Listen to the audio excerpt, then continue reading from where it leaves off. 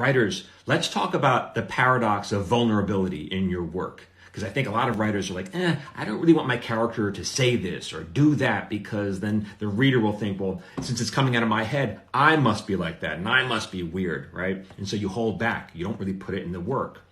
So this weekend I had the first two shows from my work, A Paper Orchestra, which is a collection of personal essays. So I'm up on our stage and I'm performing this, and it's personal to me.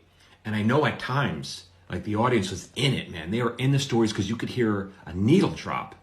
And then after each show, I did a Q&A, and I got this question twice, so it must be important.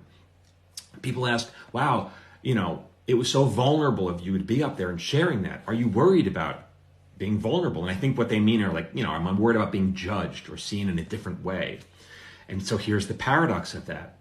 If you hold back and you don't put it in the work, you will be judged, because you will be judged as a bad writer. People, or maybe like an okay writer, they'll read your work or watch it and they'll go, yeah, it was okay, it was all right, right?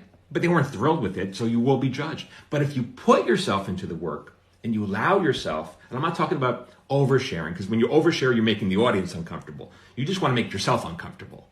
So if you put it out there, ironically, you won't be judged, because people think, wow, that was really brave of you. That was wonderful.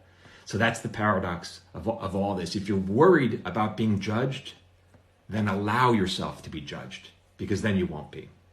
All right, for more tips, you can sign up to my watch list. If you want to know where to get it, go here. I send it out once a week as my free newsletter.